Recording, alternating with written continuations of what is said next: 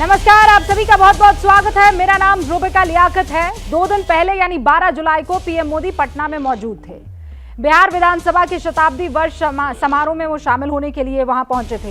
लेकिन पीएम के पटना पहुंचने से कुछ घंटे पहले यानी 11 जुलाई को शाम 7:30 बजे के करीब पटना पुलिस एक मिशन में लग गई थी। पटना के करीब फुलवारी शरीफ की एक इमारत में छापा मारा गया। पुलिस ने 2 आरोपियों को गिरफ्तार किया। गिरफ्तार आरोपियों में झारखंड पुलिस का एक पुराना रिटायर्ड सब इंस्पेक्टर है और दूसरा सिमी से जुड़ा एक शख्स है जिसका नाम है अतहर परवेज। ये सिमी का पूर्व सदस्य है। खुद को ये पीएफआई की राजनीतिक पार्टी एसडीपीआई का पटना महासचिव बताता है। इन संदिग्ध आरोपियों से पूछताछ के बाद यह खुलासा हुआ है कि ये एक बहुत बड़ी गड़बड़ी फैलाने का प्लान कर रहे थे। पटना दौरे के दौरान गड़बड़ी की साजिश इन लोगों ने रची थी। 12 जुलाई को पीएम का पटना दौरा था। 11 को इन लोगों को गिरफ्तार किया गया। पिछले कुछ वक्त से फुलवारी शरीफ में हथियारों की ट्रेनिंग भी दी जा रही थी। दूसरे राज्यों से आए लोगों को भी हथियारों की ट्रेनिंग दी जा रही थी। संदिग्ध आतंकियों के पीएफआई और एसडीपीआई से जुड़े होने का आरोप लग रहा है। भारत को इनके पास से वो दस्तावेज मिले हैं जिसमें भारत को 2047 तक इस्लामिक मुल्क बनाने वाला दस्तावेज जो है वो बरामद हुआ है और उसकी कॉपी बाकायदा एबीपी न्यूज़ के पास मौजूद है। ये वो दस्तावेज है जो छापेमारी के दौरान मिले थे जिसमें बाकायदा लिखा है towards rule of Islam in India, India 2047 internal document not for circulation. 10% और इसमें लिखा है जो अब मैं पढ़कर सुना रही हूं, 10% मुसलमानों के सहारे देश में इस्लामिक शासन का दावा किया गया है। इस्लामिक शासन के लिए दूसरे देशों से मदद लेने की बात कही है। टर्की का नाम सबसे अव्वल है। दस्तावेज में देश के बहुसंख्यकों यानी हिंदुओं के खिलाफ आपत्तिजनक बातें भी कही गई है। एफआईआर में 26 आरोपियों का नाम है। 3 लोगों को गिरफ्तार कर लिया है लेकिन पीएफआई अपने खिलाफ आरोपों से इनकार कर रहा है। पीएफआई की तरफ से ये सफाई दी गई है कि हमें जिन लोगों के चेहरे और नाम बताए जा रहे हैं वो हमारे साथ जुड़े ही नहीं हैं। सुनिए।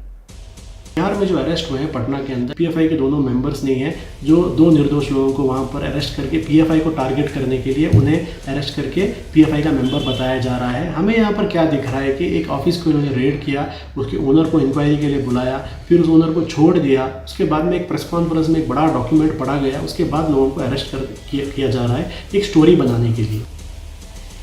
अनीस अहमद महासचिव है पीएफआई के और बहुत गौर से सुनिएगा। पहले कहा जिन 2 लोगों को गिरफ्तार किया है वो पीएफआई के सदस्य नहीं है। फिर एक शब्द जोड़ दिया, खुद ही जज बन गए। कह रहे हैं निर्दोष लोगों को गिरफ्तार किया गया और निशाना बनाया गया। ये साहब कैसे जानते हैं कि वो निर्दोष है? पीएफआई सफाई तो दे रहा है लेकिन देश में पिछले लंबे वक्त से आप जानते हैं सांप्रदायिक सौहार्द बिगाड़ने की ज्यादातर खबरों में इसी संस्था का नाम आया है। आरोप यह भी है कि नुपुर शर्मा के बयान के बाद पटना में यह साजिश रची जा रही थी। तो क्या उदयपुर अमरावती के बाद पटना का भी माहौल खराब करने का प्लान था इनका? और सवाल यह भी है कि पीएम के पटना दौरे में किस तरह की गड़बड़ी फैलाने का इरादा था। 25 साल बाद जैसा मैं ये डॉक्यूमेंट आपके सामने रख रही हूं, वाकई क्या लोकतंत्र को किसी और तंत्र में तब्दील कर देने की साजिश है? और अगर है तो इसके पीछे कौन है? आज की हुंकार भरने के लिए जो खास मेहमान हमारे साथ जुड़ चुके हैं उनसे आपका तारुफ करवा देती हूँ। स्टूडियो में हमारे साथ 4 मेहमान जुड़ गए हैं लेकिन पहले प्रेम शुक्ला साहब प्रवक्ता है बीजेपी के हमारे साथ जुड़ चुके हैं। मृत्युंजय तिवारी प्रवक्ता आरजेडी के हमारे साथ जुड़ चुके हैं। अजय आलोक साहब यहाँ स्टूडियो में आज मौजूद है राजनीतिक विश्लेषक के तौर पर। कलीमुल हफीज साहब इंतजार कर रही हूँ मैं उनका, एआईएमआईएम के अध्यक्ष है। और अतीकुर रहमान साहब इस्लामिक स्कॉलर इस वक्त आपको स्क्रीन पर दिखाई दे रहे हैं। अश्विनी उपाध्याय वकील है सुप्रीम कोर्ट में और आज यहाँ पर इसलिए भी हमारे साथ मौजूद है क्योंकि पीआईएल दाखिल की है अश्विनी उपाध्याय ने फंडिंग को लेकर पीएफआई की। आप सभी का बहुत बहुत स्वागत है। सबसे पहले प्रेम जी आपसे शुरुआत करूंगी और इस सवाल के साथ कि पीएफआई पर लगातार आरोप पर आरोप, दस्तावेज पर दस्तावेज, ये तो बहुत आगे निकल गए हैं। 2047 towards rule of Islam in India, इनका कोई इलाज क्यों नहीं कर रहे हैं आप लोग? इनके इलाज के तहत ही गिरफ्तारियां हो रही हैं। उनका जी लगातार उन पर अगर नजर नहीं होती तो उनकी किसी भी हरकत के पहले जिस तरह से उन पर छापा मारा गया, जिस तरह से वो बेनकाब किए गए, जिस तरह से गिरफ्तारियां हैं, यह हमारी सुरक्षा एजेंसियों की सतर्कता का जीवंत प्रमाण है। और निश्चित तौर पर जिस पर आप संकेत कर रही हैं, वह भी आवश्यक है कि पीएफआई का समूल नाश किए जाने की आवश्यकता है, क्योंकि जिस तरह से मानव विरोधी आतंकी गतिविधियों में संलिप्तता, बारंबार हिंसा फैलाने का प्रयास करना और राष्ट्रद्रोही गतिविधियों में संलिप्त होना, ऐसे संगठनों को नेस्त नाबूद करना एक राष्ट्र के रूप में भारत सरकार का धर्म है और निश्चित तौर पर इस धर्म का निर्वाह होगा। नहीं, पर ये जो अधर्म कर रहे हैं, आप धर्म का नाम लेकर थोड़ी इस चीज से बच निकलेंगे प्रेम शुक्ला जी कि इन पर कार्रवाई क्यों नहीं हो रही है। इतनी खतरनाक संस्था अपने आप को पैरोकार इंसानियत का बताती है और हिंदुस्तान को तोड़ने मरोड़ने पर लगी हुई है और किसी तरह का कोई एक्शन नहीं हो रहा है, सिर्फ गिरफ्तारियां हो रही हैं। सिर्फ पीएम के खिलाफ आतंक का प्लान पटना नहीं था, ये अभी पुलिस की तरफ से, बिहार पुलिस की तरफ से ये कहा जा रहा है कि सीधे संकेत ऐसे नहीं मिले हैं, लेकिन ये जो दस्तावेज मिले हैं ये सीधा संकेत है कि हिंदुस्तान के खिलाफ बहुत बड़ी प्लानिंग चल रही है और हम हाथ पर हाथ धरे बैठे हैं। केवल क्या गिरफ्तारियों से काम हो जाएगा? अश्विनी उपाध्याय, अब मैं आपसे ये सवाल पूछना चाह रही हूँ। प्रेम शुक्ला जी को आपने सुना कि देखिए संपूर्णता, वो जो पूर्ण विराम है वो हम लगाएंगे, लेकिन अब इंतजार करना है, वो भी तब जब ये प्लानिंग कर रहे हैं। देखिए रूबिका जी, मेरा ये मानना है सठे साठ्यम समाचरित, लोहा ही लोहे को काटता है। अगर सरदर्द हो 1 गोली खा लीजिए, सरदर्द ठीक हो जाएगा। बुखार हो 2 गोली खा लीजिए, ठीक हो जाएगा। कैंसर का इलाज 1 गोली 2 गोली 3 गोली से नहीं, कैंसर में कम से कम 10 गोली खानी पड़ती है, ऑपरेशन भी करना पड़ता है, 2-4 अंग को काट के निकालना भी पड़ता है, कई काम करने पड़ते हैं। मैं बार बार रिपीट कर रहा हूं, जब तक आप कानून नहीं बदलोगे कुछ हो नहीं होगा। आप मुझे बताइए, जिस तरीके से आज ये पकड़ा गया है, पिछले 20 साल में कम से कम 500 ऐसे पकड़े गए, किसी एक को फांसी हुई हो, किसी एक को आजीवन कारावास हो, बताइए। अरे हमारे यहाँ पकड़ लिया जाता है, 20 साल 30 साल मुकदमा चलता रहता है, इतने में 10-20 और खड़े हो जाते हैं।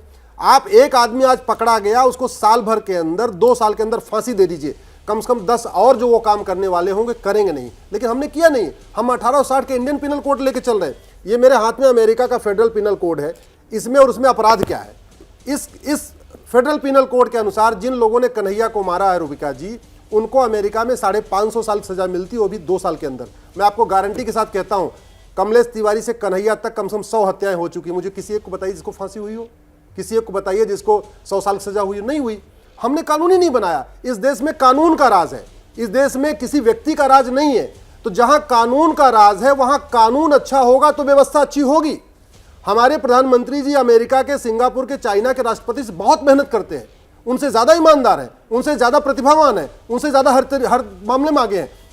लेकिन जो घटनाएं भारत में हो रही हैं वो अमेरिका, सिंगापुर, चाइना में क्यों नहीं होती? क्योंकि उनका कानून कठोर है, उनकी जुडिशियल सिस्टम बहुत तगड़ा है, उन्होंने जुडिशियल रिफॉर्म किया, उन्होंने पुलिस रिफॉर्म किया। आप ये कह रहे हैं, आप पीएफआई को बैन करने से एक कदम आगे जा रहे हैं। आप ये कह रहे हैं कि एंटायर ये जो पूरा कानून व्यवस्था है उसे बदलने की जरूरत है, कानूनों को उनका बदलाव करने की जरूरत है, लेकिन इसमें बड़ा वक्त लगेगा। और ये जो आपने शुरू की है मुहिम, इस मुहिम को कितना आगे ले जाना है, कब तक ले जाना होगा, ये आप भली भांति जानते हैं। इस वक्त मैं पीएफआई का जिक्र कर रही हूं क्योंकि आप कहेंगे पीएफआई को बैन करें और ऐसी कई आवाजें आ जाएंगी जो कहेंगे अरे पीएफआई तो इंसानियत का काम कर रहा है। अतीकुर रहमान साहब, मैंने आपकी जुबान से कई दफा ये बात सुनी है, ह्यूमैनिटेरियन ग्राउंड पर आप उन लोगों का बचाव करने लगते हैं जो ये दस्तावेज ले लेके घूम रहे हैं कि 10% मुसलमान हमको मिल जाए तो हम 2047 तक गज़वा हिंद कर देंगे, लोकतंत्र को शरिया कानून में तब्दील कर देंगे।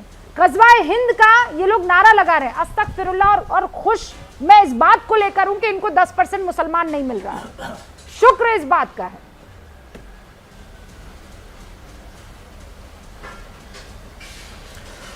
रूबिका जी, थोड़ी देर के लिए अगर मैं मान भी लूं कि पीएफआई या ये बहुत इको हो रहा है, अगर ये ठीक हो सके तो ठीक कर लीजिए।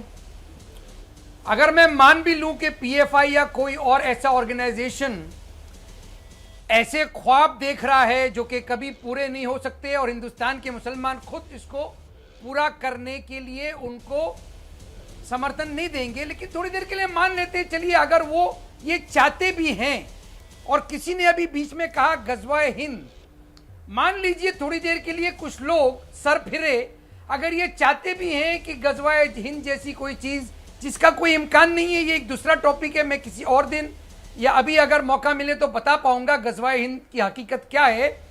मान लीजिए कि कुछ ऐसे सर फिरे लोग ये कोशिश में लगे हुए हैं कि ये प्यारे हिंदुस्तान के अंदर हम एक इस्लामिक रूल लेकर आ जाएंगे, तो मेरा ये कर्तव्य बनता है Rubika ji as a researcher on Islamic studies कि उनको ये पूछूं कि भाई आप इस्लामिक रूल लाना क्यों चाहते हो? क्या आपको प्रॉब्लम है हिंदुस्तान के संविधान के साथ, हिंदुस्तान के आईपीसी के साथ, हिंदुस्तान की सरकारों के साथ, सेंट्रल गवर्नमेंट के साथ, बीजेपी के साथ, वीएचपी, आरएसएस के क्या प्रॉब्लम है? आपके साथ में प्रॉब्लमेटिक सिचुएशन कहां पैदा हो रही है जो आप इस चीज को बदलकर आप इस्लामिक रूल लाना चाहते हो?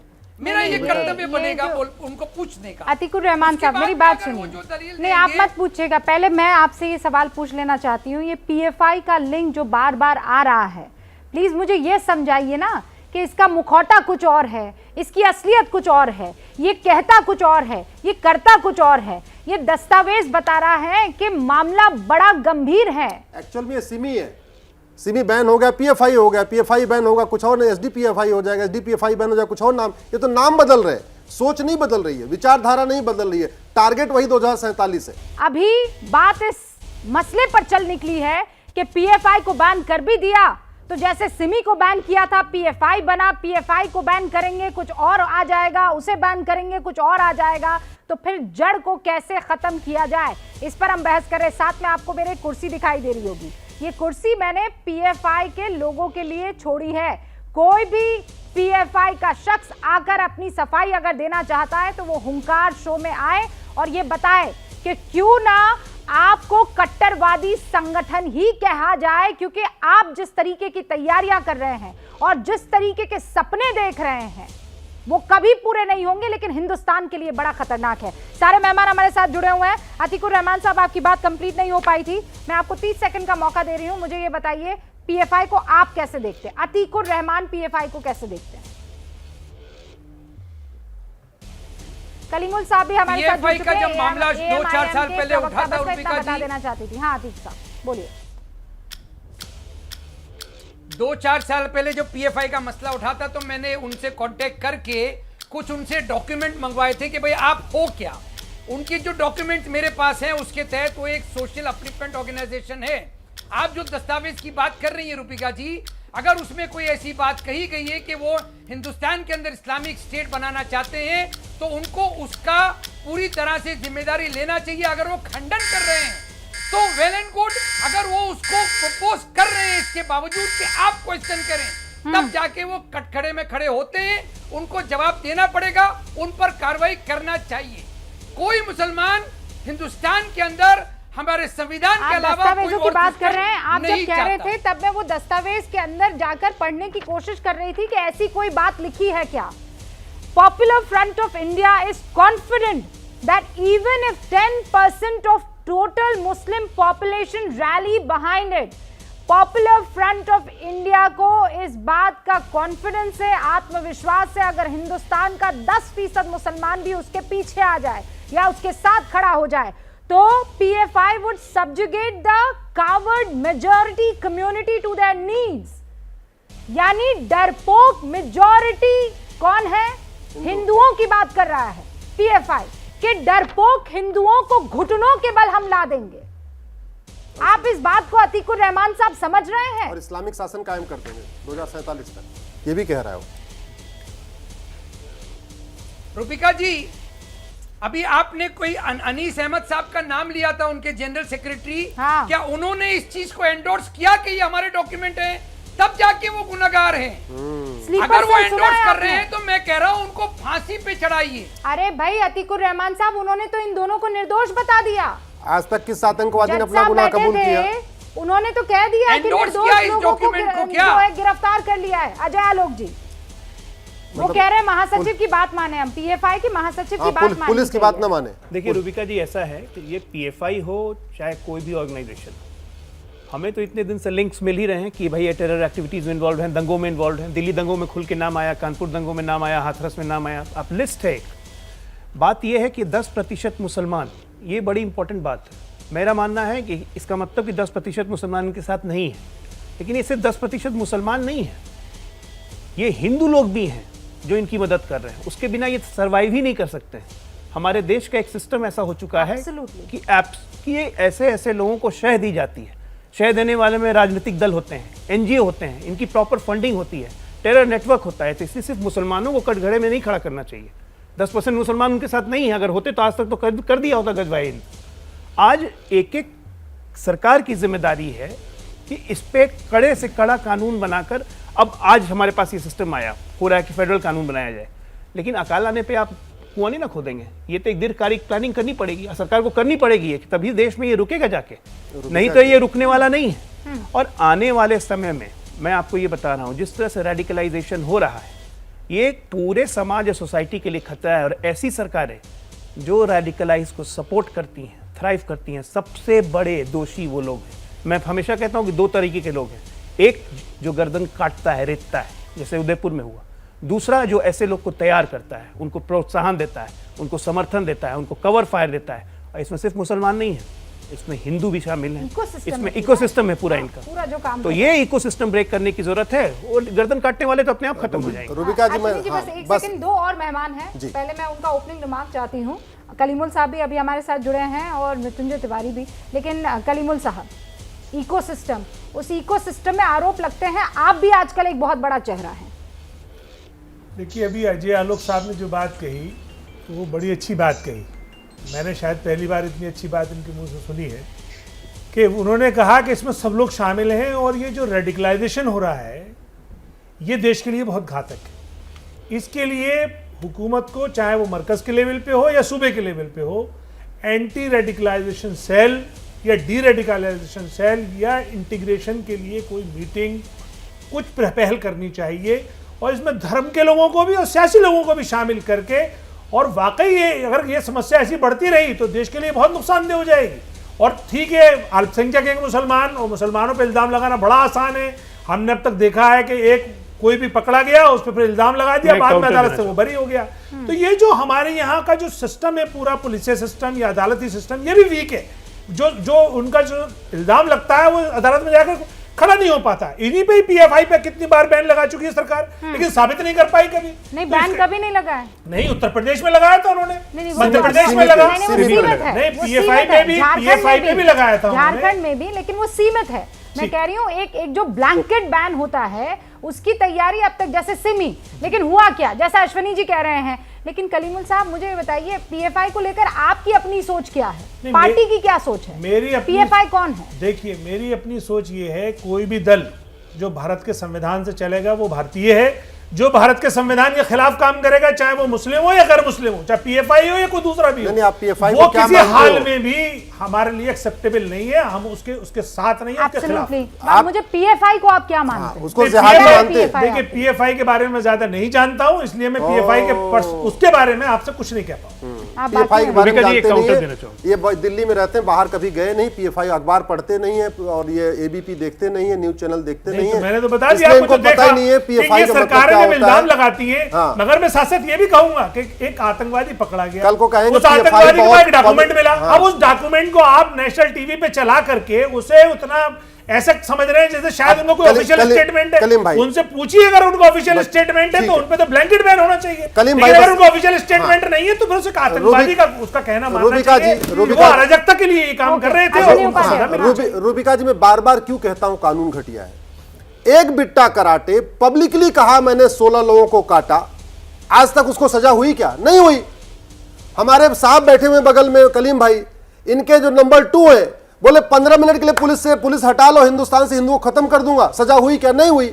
अगर इनके साहब अमेरिका में बोले थे 15 मिनट के लिए पुलिस हटा लो, हम सारे अमेरिकों को खत्म कर दूंगा, 50 साल सजा होती। बिट्टा कराटे को अब तक फांसी हो गई होती और फांसी नहीं होती। तो सुनिए संसद में जो बोला गया था उस पर कितने साल की सजा होती? आप भी थे, मैं बता रहा हूँ, हरिद्वार वाली धर्म संसद में आप भी मौजूद थे, इसलिए बताइए उस पर अमेरिकन कानून में कितनी सजा होती? मैं बता रहा हूँ, बताइए जरा। ये जो घटना हुई है उदयपुर में, 2 साल के अंदर यही घटना अगर अमेरिका में होती 550 साल की सजा होती।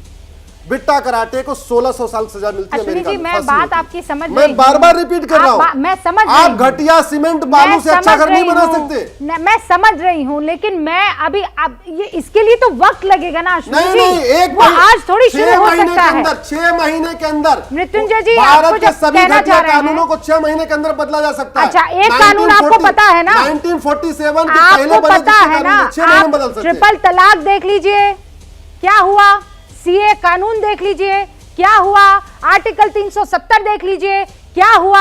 इन 3 कानूनों को बदलने में सरकार को फांसीवादी से लेकर न जाने क्या क्या नाम दे दिए गए, कैसे पूरा का पूरा इकोसिस्टम जो है काम करने लग गया था, ये आप भी जानते हैं। मृत्युंजय जी फुलवारी शरीफ से 2 लोग गिरफ्तार हुए हैं। पीएफआई की तरफ से उनको ट्रेनिंग दी जा रही थी, पीएफआई कह रही है निर्दोष है, मासूमों को पकड़ लिया। नहीं, देखिए, आतंकी होते हैं, उसको कोई फुलवारी शरीफ से पकड़े जाए चाहे कहीं से पकड़े जाए, उसको कोई शरीफ नहीं कहेगा।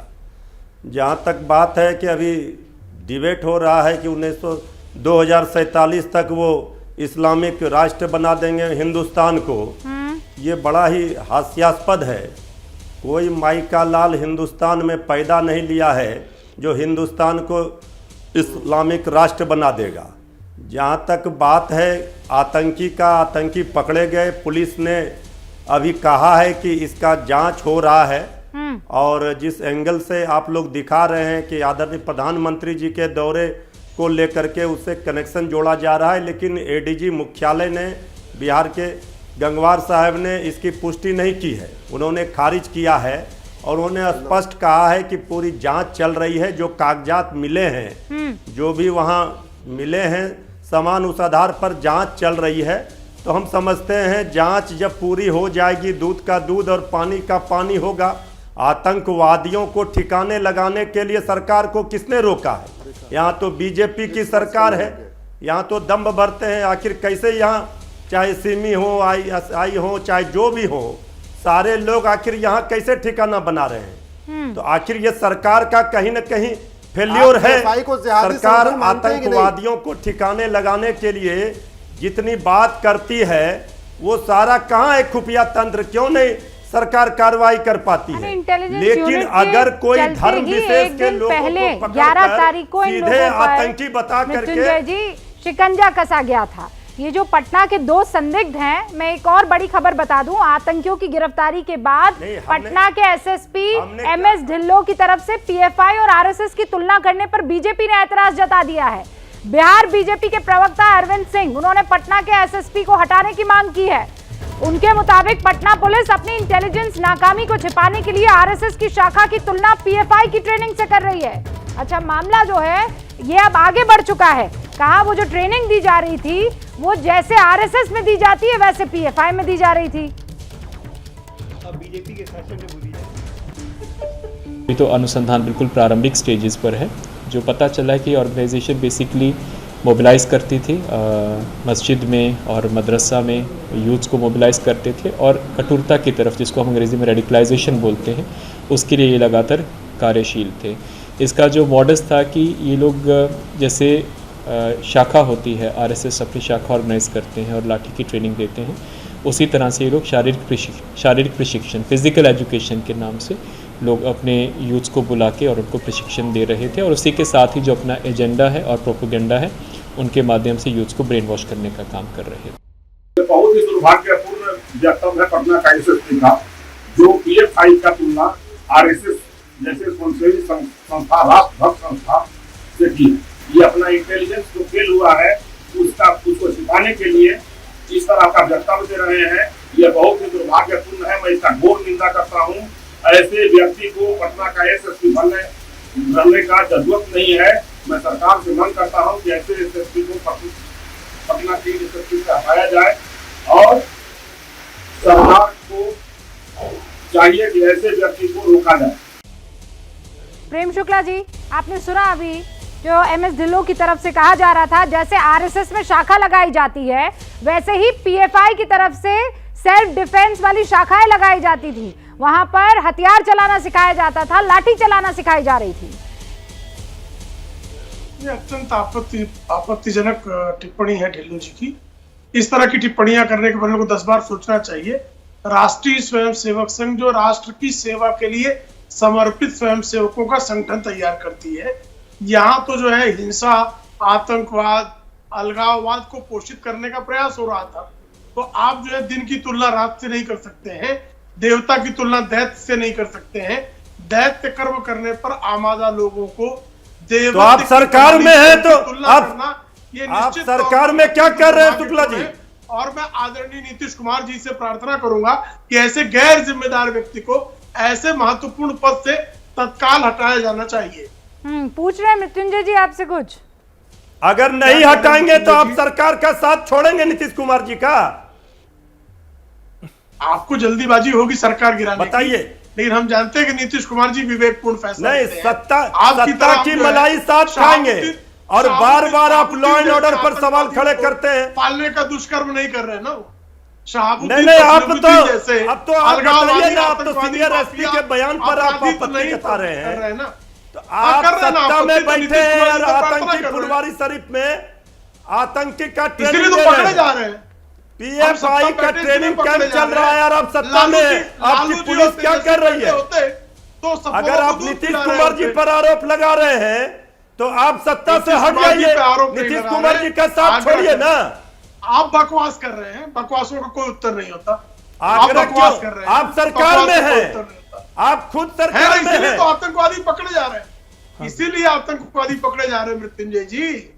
हम सरकार में नहीं होते तो लालू जी तो पकड़े जा रहे हैं। प्रेम शुक्ला जी, आपके प्रदेश अध्यक्ष जी ने लॉ एंड ऑर्डर पर सवाल खड़े किए।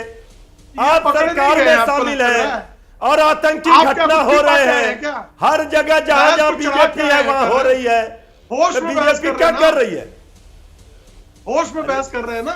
पकड़े गए प्रेम शुक्ला जी, प्रेम शुक्ला जी, आप नशे में कर रहे हैं बस। अच्छा एक ये सेकंड, तो नशे में है। एक सेकंड, मैं आप दोनों को होश में ले आती हूँ। पूरी तरह से आप दोनों को होश में ले आती हूँ। एक आप सेकंड, सत्ता की मलाई खाइएगा और बात कीजिएगा लॉ एंड ऑर्डर पर। रुक जाइए भाई, रुक जाइए। लेकिन ढिल्लो जो कह रहे हैं वो किस तरफ इशारा करने की कोशिश कर रहे हैं? रुक जाइए, आप दोनों रुक जाइए भाई। सवाल आपने पूछा, जवाब आया है। अजय आलोक जी कुछ कहना चाह रहे हैं, फिर कलीमुल साहब। देखिए, एक बात हम लोग सबको ही जानते हैं कि आरएसएस आज से नहीं, इस देश की आज़ादी के पहले से देश के निर्माण में ही लगा हुआ है, किसी से छुपा हुआ नहीं है। नहीं तो नेहरू जी जो विपक्ष में होते थे, जिनकी विचारधारा अलग थी, आरएसएस को बुला के गणतंत्र परेड नहीं करवाते, सम्मानित नहीं करते। लेकिन उसे कॉन्ट्ररी में पटना एसपी ने कहा है कि उसी तरह का शारीरिक परीक्षण दे रहे हैं, क्योंकि वो एक ऐसा संगठन है पीएफआई जो भारत को पाकिस्तान की तरह इस्लामिस्तान बनाना चाहता है।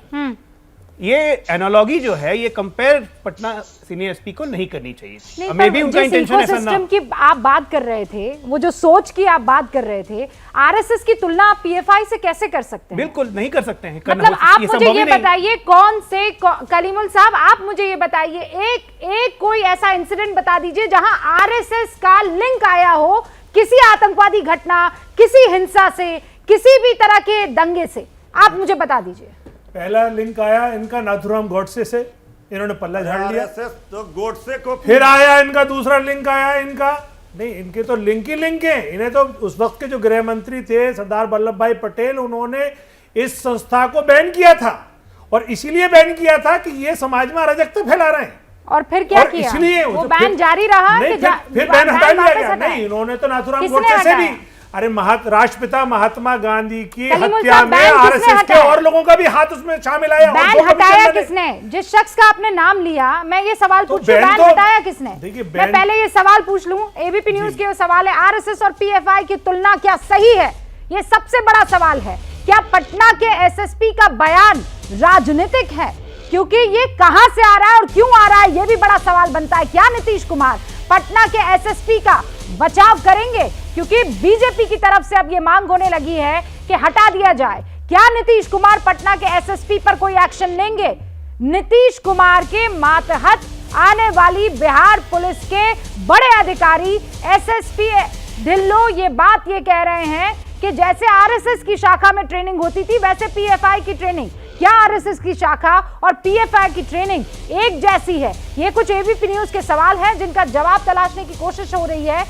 अश्विनी उपाध्याय, आरएसएस की तुलना पीएफआई से। सर मैं देखिए मुझे लगता है कलीमुल साहब को एक बार अपनी बात कंप्लीट करने कि दीजिए, 30 सेकंड का टाइमर चला रही हूं। कलीमुल साहब देखिए जिस तरीके से आजादी से पहले आरएसएस ने पूरे देश में संप्रदायीकरण करके एक नफरत का माहौल बनाया था, उससे भी ज्यादा खतरनाक आज आरएसएस ने नफरत का माहौल इस देश में बनाया हुआ है। हिंदू मुस्लिम डिवीजन किया हुआ है। मैं इस तुलना से तो के फेवर में तो नहीं हूं, लेकिन मैं ये बात बताना चाहता हूं कि उन्होंने उनके मुंह से जो निकला है एसएसपी के वो सही निकला। अच्छा, तुलना के फेवर में नहीं है क्योंकि इस वक्त उनकी आतंकवादी घटना हुई है, आतंकवादी घटना हुई है, उस वक्त में उसको बोल रहे हैं, इसलिए वो तुलना इस पर ठीक नहीं है। लेकिन ऐसी ट्रेनिंग आरएसएस देती है और उसके थ्रू जो समाज में अराजकता फैलती है, इसके सबूत हमारे पास है। कलीमुल साहब, ट्रेनिंग देती है आरएसएस जी, और कन्हैया लाल का गला काटता है कोई ऐसा शख्स जिसका लिंकेज कहीं ना कहीं पीएफआई से आ रहा है, बीजेपी से ये है, गजब की ट्रेनिंग है। वो दो काटने वाले लोग दोनों जगह, मैं समझ नहीं पा रही हूँ। मैडम दोनों जगह के लोग बीजेपी से कनेक्टेड हैं। रूबिका जी, उनका आपकी जो रिलेशन बहस है बहुत गंभीरता के साथ लोग सुनते हैं। मैं बहुत गंभीर बात कहने जा रहा हूँ। मैं आपके मूल मुद्दे पे आता हूँ। वो क्यों कह रहा है कि 2047 तक हम यहाँ पे गजवा हिंद करेंगे? वो क्यों कह रहा है? वो इसलिए कह रहा है, पर्शिया को ईरान बनने में 100 साल लगा था, गंधार को कंधार बनने में लगभग 100 साल लगा था, तक्षशिला को रावलपिंडी में बनने में लगभग 100 साल लगा था, कुंभा को काबुल बनने में लगभग 100 साल लगा था, कैकेय जहां से रानी कैकेयी आई थी, जो भारत का ननिहाल है, उसको पेशावर बनने में लगभग 100 साल लगा था। दुनिया के 55 से 60 देश जिनका नाम पहले था, आज उनका नाम नहीं है, उनकी संस्कृति नहीं है।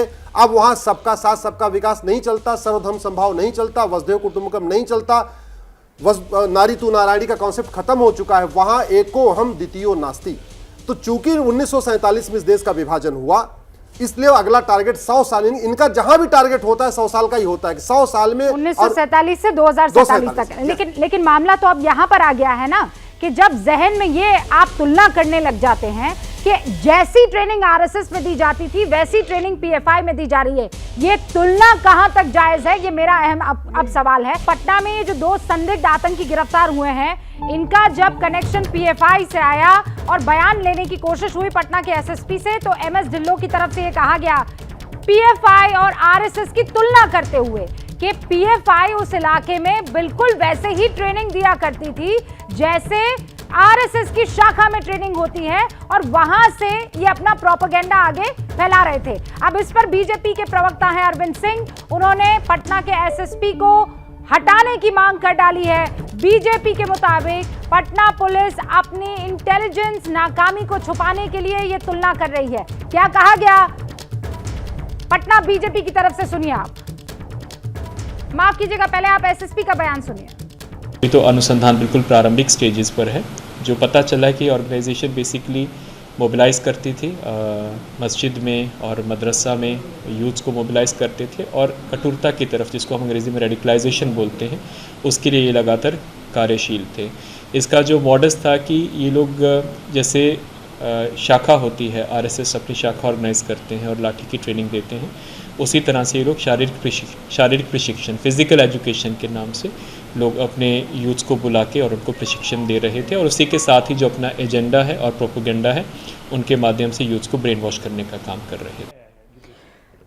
तो ये बयान अब कंट्रोवर्शियल हो गया है। ये कह रहे हैं कि फिजिकल ट्रेनिंग के नाम पर इस तरीके की ट्रेनिंग दी जाती थी पीएफआई की तरफ से, और फिर आरएसएस का भी जिक्र कर रहे हैं। कलीमुल साहब, बीजेपी ये कह रही है कि इस पर किसी तरह का एक्शन होना चाहिए, जल्दी होना चाहिए।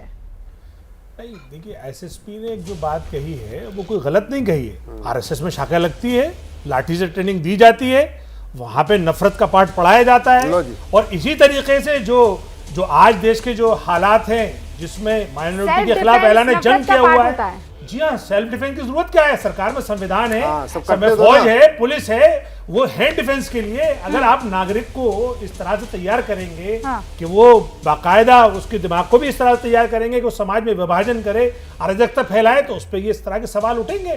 और अगर एसएसपी ने कहा ये towards rule of Islam in India 2047, ऐसा कोई दस्तावेज आपके पास है जो आप बता सके कि आरएसएस फैला रहा है? देखिए आरएसएस के पास तो ऐसे ऐसे दस्तावेज हैं कि आपने शाखा में बड़ी ट्रेनिंग ले रखी नहीं, है। शाखा तो मैं गया नहीं, लेकिन आरएसएस समर्थित स्कूल में पढ़ा हूं मैं। अच्छा, तो मैं इसलिए आरएसएस क्या पढ़ा है वहाँ पे? मैंने पूरी स्कूलिंग हुई है मेरी। क्या पढ़ाते हैं वहाँ पर? मैंने 12th तक पढ़ा, मैं उनका काम जानता हूँ। क्या पढ़ाते कि हैं वो लोग कौन से स्कूल से पढ़े आप बताओ जरा, नाम बताओ। मैं पढ़ा हूँ प्रमोद इंटर कॉलेज सहसवान बदायूं से पढ़ा। आरएसएस का स्कूल का नाम सरस्वती शिशु मंदिर होता है, प्रमोद रमोद और ये बाकी नाम नहीं होता। चलिए साहब, अब आप सुन लीजिए, आगे की बात सुन लीजिए, वो क्या पढ़ाते हैं और कैसे पढ़ाते हैं। जो आज जो पूरा तो इतिहास आप बदला संगी गया क्यों है नहीं हिंदुस्तान बने? का। आप संगी क्यों नहीं बने? नहीं, मैं क्यों संगी बनूंगा, मैं तो आप वहाँ कह रहे हैं शिक्षा कि लेने वो गया था, पढ़ाते शिक्षा हैं। लेकर आ तो गया। शिक्षा देते हैं तो पढ़ाते होंगे। हाँ, उसको बिल्कुल, दिमाग वो तो को convert करते आपने होंगे किसी ना। आपने किसी गला क्यों नहीं काट दिया, ये बताओ, सीधे सीधे बताओ। जिस बोर्ड से वो स्कूल एफिलिएटेड है, उस बोर्ड की भी शिक्षा उसमें दी जाती है, अजय आनंद लेकिन जी साथ के RSS से पढ़े हैं। साथ जो आरएसएस का अपना कुछ बोर्ड भी- ऑपरेंडी है वो है, वो सबको पता है। कुछ भी बोल अगर दो। एसएसपी साहब भी कह रहे हैं, कुछ गलत नहीं कह रहे कुछ भी बोल दो, हद हो अजय आनंद गई। जी। ये हिंदुस्तान है और बहुतायत में यहाँ हिंदू है, और तब भी हम लोग सबकी बात सुनते हैं, और ठीक लिखा है उस कागज में कि इन कमजोर हिंदुओं को घुटने पे ला देंगे। ये देखिए, ये कह रहे हैं आरएसएस नफरत फैलाती है, कमजोर नहीं, ये करती है, हम लोगों को डरपोक, सुन- डरपोक शब्द यूज किया। डरपोक। Cowards। आज भी ये बोल रहे हैं एआईएमएम के लोग, जो खुलेआम समाज में नफरत फैलाते हैं, चाहे इनके नेता हो, चाहे इनके नेता के छोटे भाई हों। आज से नहीं, जब से देश आज़ाद हुआ है, तो ये इनको आज़ादी है बोलने की, और हमें आज़ादी है इनकी सुनने की। हम लोग कुछ कर नहीं सकते ना। सो जाओ हिंदू, सो जाओ, बोलते रहेंगे ऐसे लोग। आरएसएस के बारे में इस तरह से सोचना भी घृणास्पद है। मैं यही कहूँगा। रूबिका जी, ये देश बचा हुआ है, ये देश की एकता अखंडता मजबूत है, वो आरएसएस की वजह से है। नहीं तो ऐसे संगठन, ये जिसके समर्थक हैं पीएफआई के, जिस पीएफआई को पीछे से ये बैकिंग कर रहे हैं, ऐसे संगठन अब तक देश को तोड़ चुके होते। कलीमुल साहब, बैकिंग कर रहे हैं आप लोग? देखिए, यही आरएसएस का काम है। ये दोनों आप हजरात जो है ना, ये PFI को दोनों- जिहादी दोनों संगठन मानते हो बीजेपी कि के नहीं है। मानते हो? सीधे बोलो। ये सरकार के हाँ नहीं या है, ना? लेकिन आरएसएस के ये घटक दल हैं। आप एक PFI नफरत को फैलाने के जिहादी लिए, मानते हो कि नहीं मानते हो? एक आंदोलन अरे करने के हमें लिए, छोड़ो। एक राजनीति के लिए, हमने एक 125 धर्म के PIL लिए, किया हुआ है। एक धर्म हमने सब 125 कराता है। PIL ये किया। आरएसएस का जो हमने बहन बेटियों को 3 तलाक से मुक्ति दिलाई है। अलग मैं अलग बहन बेटियों को हलाला से मुक्ति दिलाऊंगा। मैं बहन बेटियों को बहुविवाह से मुक्ति दिलाऊंगा। मैं बहन बेटियों को बाल विवाह से मुक्ति दिलाऊंगा। हमसे मत बात करिए। मैंने मुस्लिम बहन बेटियों के लिए जितना काम किया उसका आप कर लेते, मुझे करना नहीं पड़ता। भारतवासियों में आपने अगर समता समानता के लिए काम किया होता तो अच्छा, मुझे कुछ करना विभाजन नहीं कैसे पड़ता। हुआ? मेन स्ट्रीम में मुस्लिम महिलाओं को लाना विभाजन होता है। नहीं, कौन लाया? कश्मीर को हिंदुस्तान का कानूनी रूप से अभिन्न अंग बना देना भी विभाजन होता है। और अश्विनी उपाध्याय, आपकी लाठी कहाँ है? आपको तो भाई, आप आरएसएस से जुड़े हुए हैं, ऐसा बोल रहे हैं, आप पर आरोप लग रहे हैं। आपकी लाठी कहाँ है, वो जो आपको ट्रेनिंग दी जाती है? मुस्लिम बहन बेटियों को बराबरी का अधिकार देने, उनको समान अधिकार, उनको विरासत का समान अधिकार, उनको वसीयत का समान अधिकार, उनको प्रॉपर्टी का समान अधिकार, उनकी शादी की उम्र समान कराने, उसकी लड़ाई मैं लड़ रहा हूं। कायदे से कलीमुल हक को लड़ना चाहिए था। मुस्लिम बहन बेटियां आगे आए, इनकी भी जिम्मेदारी थी, केवल मेरी नहीं थी। लेकिन ये नहीं लड़ रहे, ये पर्सनल लॉ चलते हैं, ये भारत में 2047 में शरिया चाहते हैं। मैं चाहता हूं इस देश में समता समानता समरसता रहे, कुटुंबकम रहे, सर्वधर्म संभाव रहे, और नारी तू नारायणी का भाव हमेशा बना रहे। प्रेम शुक्ला जी, आपने अजय आलोक को सुना, कलीमुल साहब को सुना, अश्विनी उपाध्याय को भी आपने सुन लिया है। ये जो बातें आ रही हैं, ये अब इस मसले पर आ गई है कि हम किस सोच से आगे बढ़ रहे हैं। आरएसएस का नाम लेकर पीएफआई को सही साबित करना, ये सबसे खतरनाक सोच है। देखिए, अभी आपने जो है कलीमुल साहब से पूछा पीएफआई जानते हैं, तो मैं पीएफआई को नहीं जानता हूं। आपने पूछा आप आरएसएस को जानते हैं, तो ये कभी शाखा में नहीं गए हैं, कभी आरएसएस के बारे में सुना नहीं है, झूठ मूठ का बता दिया कि उसके विद्यालय में भी पढ़ा, झूठा नाम भी बता दिया। तो ये इकोसिस्टम है। कांग्रेस में ये इकोसिस्टम मिल जाएगा, आरजेडी में इकोसिस्टम मिल जाएगा, इसी तरह का समाजवादी पार्टी से इकोसिस्टम मिल जाएगा। साहब ने बहुत तो स्मार्टली कहा, उन्होंने कहा आरएसएस एफिलिएटेड एक स्कूल में पढ़े हैं, आरएसएस वाले स्कूल में नहीं पढ़े हैं। मतलब फैक्चुअली करेक्ट है, समर्थित। आरएसएस का एक विद्या भारती राष्ट्रीय स्वयंसेवक संघ जो है, विद्या भारती नामक संगठन चलाता है, वो सीधे स्कूलों का संचालन करता है। ये झूठ बोलने पर आमादा है।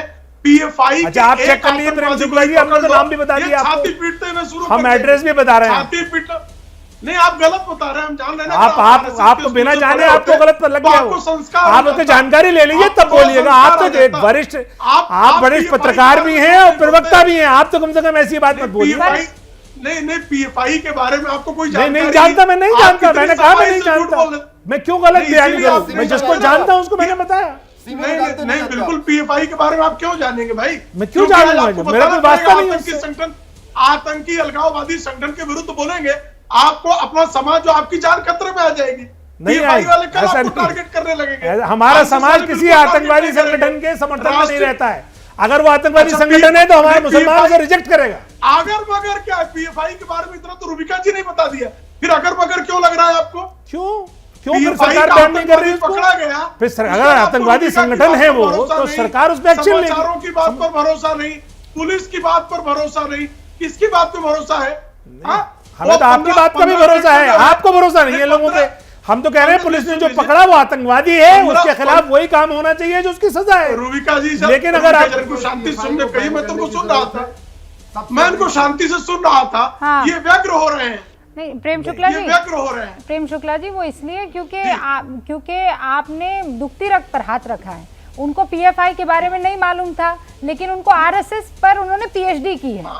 एआईएमआईएम में आप तभी एंटर कर सकते हैं जब आरएसएस पर पीएचडी होती है। कलीमुल बिना पढ़े पीएचडी की। अच्छा बताइए फिर आरएसएस को क्यों बैन किया गया, क्यों सरदार वल्लभ भाई पटेल साहब ने बैन किया था, यही बता दीजिए राष्ट्रीय चैनल पे। आपसे अगला सवाल रूबिका जी ने पूछा, उसका बैन हटा क्यों? जानकारी हटाइए आप, लगा क्यों इसे बताइए आप। हटा क्यों? राष्ट्रपिता महात्मा गांधी में उस आरएसएस की संलिप्तता पाई गई नहीं पाई गई, ये बताइए। अरे वो आरएसएस नाथुराम गोडसे जो पहले आतंकवादी थे उनका रिलेशन आरएसएस से आरएसएस के कार्यक्रम में गए हैं महात्मा गांधी, आपको ये बिल्कुल पता है गए कि नहीं वर्धा में? महात्मा गांधी के जाने से फर्क नहीं पड़ता। हमारे राष्ट्रपति प्रणब लेकिन राष्ट्रपति मुखर्जी आरएसएस के कार्यक्रम में गए, तो क्या नहीं तो आप तुलना कैसे कर सकते हैं? आरएसएस और पीएफआई की तुलना नहीं हो सकती। तुलना कर रहा हूं, मैं तो पूछ रहा हूं कि आरएसएस भी आप पढ़े लिखे समझदार व्यक्ति, इसीलिए मैं आपको बता रही हूं। आप इन दो की तुलना करके पीएफआई को पंख दे रहे हैं, गड़बड़ हो जाएगी। हिंदुस्तान को बचाना है तो जो एक कट्टरपंथी संगठन है उसको कहिए कट्टरपंथी है। पीएफआई वो करते हुए दिख रहा है। फिलहाल मेरे पास वक्त की कमी है। आप सभी का बहुत बहुत शुक्रिया। एबीपी न्यूज आपको रखे आगे।